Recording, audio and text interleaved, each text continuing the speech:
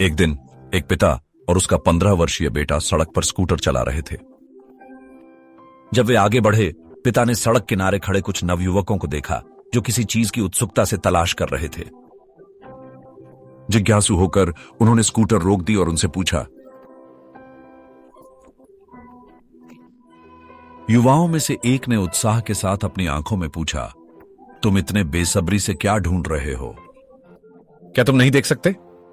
यहां एक सुनहरा फल है, हम इसे प्राप्त करने की कोशिश कर रहे हैं। यह सुनकर पिता की कल्पना उड़ने लगी। उसके बेटे के उस सुनहरे फल को प्राप्त करने के विचार से उसकी आंखों में चमक आ गई।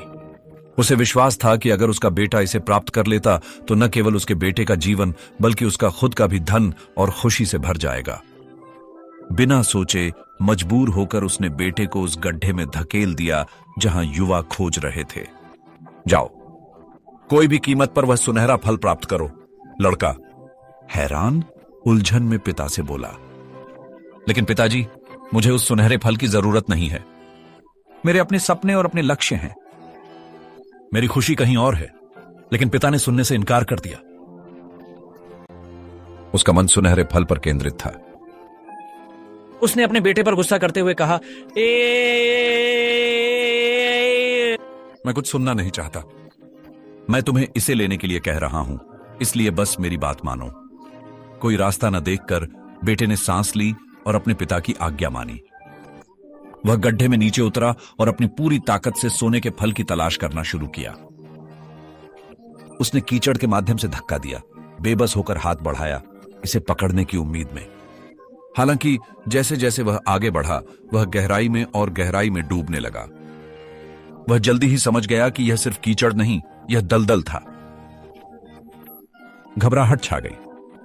उसने अपने पिता के लिए चिल्लाया, पिता, मेरी मदद करें। यह गंदगी नहीं है, मुझे निगल रही। पिता अभी भी लालच से अंधे ने चिल्लाया, बहाने बनाना बंद करो। और भी लोग इसकी तलाश कर रहे हैं।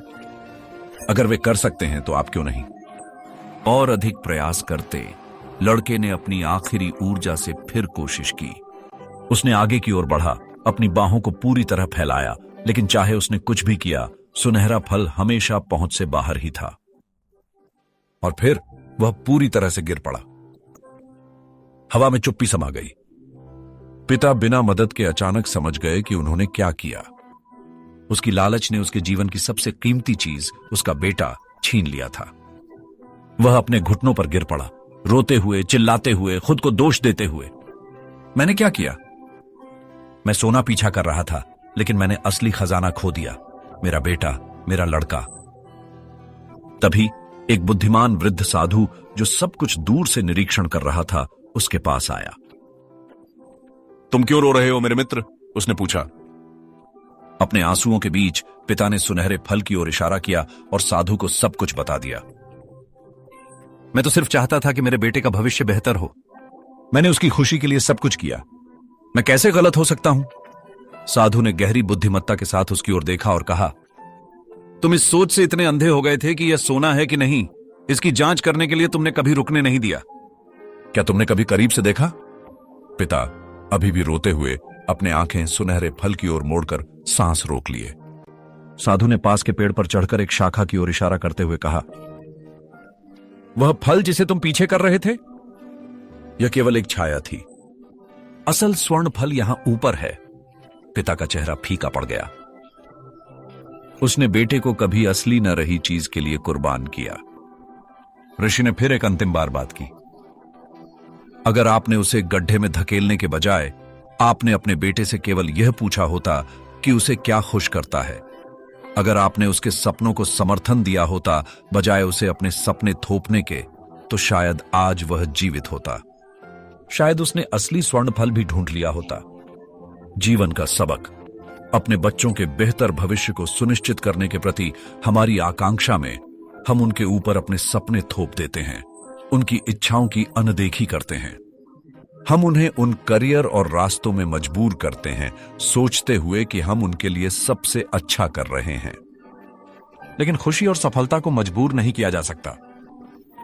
एक स्वर्णिम भविष्य हमारे द्वारा देखी गई चीजों में नहीं, बल्कि इसमें है कि हमारे बच्चे वास्तव में क्या चाहते हैं।